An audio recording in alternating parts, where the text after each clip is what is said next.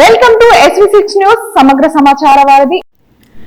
తెలంగాణ ఉద్యమకారులను మేనిఫెస్టోలో ప్రవేశపెట్టిన 250 గజాల ఇంటి స్థలం, ఇంటి నిర్మాణానికి 5 లక్షల రూపాయలు కేటాయించి అన్ని విధాలా కాంగ్రెస్ ప్రభుత్వం ఆదుకోవాలని కోరుతూ చేర్యాల మండల కేంద్రంలో జరిగిన విలేకరుల సమావేశంలో మాట్లాడుతున్న ఉద్యమకారుల ఫోరం నాయకులు అంబటి అంజయ్య గౌడ్, అందే అశోక్, తౌటా శ్రీనివాస్, ఎండి జహరుద్దీన్, అంబటి నర్సయ్య, బండారి సిద్దయ్య, చింతల వెంకట్, దూడం అంజయ్య, లక్ష్మయ్య తదితరులు పాల్గొన్నారు. ఈరోజు తెలంగాణ రాష్ట్ర వ్యాప్తంగా తెలంగాణ ఉద్యమకారుల ఫోరం నాయకత్వంలో కూడా ప్రతి జిల్లాలో ప్రతి మండల కేంద్రంలో కూడా ఈ యొక్క ప్రభుత్వానికి మా యొక్క విన్నపాన్ని మా యొక్క అభిప్రాయాన్ని తెలియజేసే దిశగా తెలంగాణ ఉద్యమకారుల ఫోరం రాష్ట్ర అధ్యక్షులు చీమ శ్రీనివాస్ గారు, అదేవిధంగా మన యొక్క స్వామి గారు సిద్దిపేట జిల్లా నాయకులు, రాష్ట్ర ఉపాధ్యక్షులు, వారి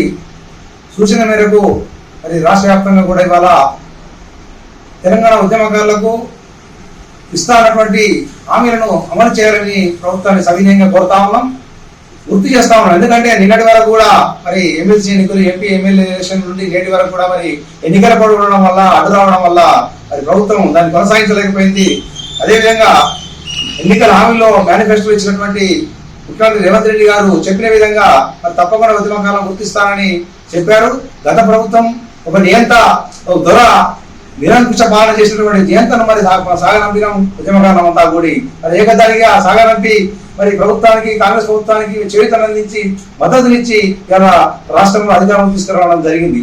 దానికి మరి సంబంధించి ముఖ్యమంత్రి గారు గతంలోనే చెప్పారు, కొత్తగా ప్రభుత్వం ఏర్పడినప్పుడు ఉద్యమకారులకు తప్పకుండా 25,000 పెన్షన్, అదేవిధంగా ఉద్యమకారులకు ఐడి కార్డులు, అదేవిధంగా వారికి ఇల్లు 250 గజాల జాగాను కూడా ఇవ్వడం జరుగుతుందని చెప్పి వారు అందరికీ బహిరంగ సభలలో, అనేక బహిరంగ సభలలో తెలియడం జరిగింది. మరి ఉన్నటువంటి మంత్రులు కూడా ప్రత్యక్ష సాక్షులు ఉన్నారు. కాబట్టి అది గమనించి ప్రతి ఒక్క ఉద్యమకారునికి, కేసులైన వారికి, ఉద్యమంలో తీవ్రంగా నష్టపోయినటువంటి, పేదరికంలో మొగ్గుతున్నటువంటి వారిని గుర్తించి వారందరినీ కూడా ఆదుకోవాల్సిన బాధ్యత ఈ రాష్ట్ర ప్రభుత్వానికి, కాంగ్రెస్ ప్రభుత్వానికి ఉందని చెప్పి ఈ సందర్భంగా కోరుతాము. ఉద్యమకారులు అందరూ కూడా మరి ఏకదానిపై కృషి చేయాల్సిన బాధ్యత ఉంది. అదేవిధంగా కాంగ్రెస్ పార్టీకి ఎల్లవేళ ఉద్యమకారులు అండగా ఉన్నారు, గత భవిష్యత్తులో కూడా అండగా ఉంటారని చెప్పి సందర్భంగా తెలియజేసుకుంటున్నాం. జై తెలంగాణ.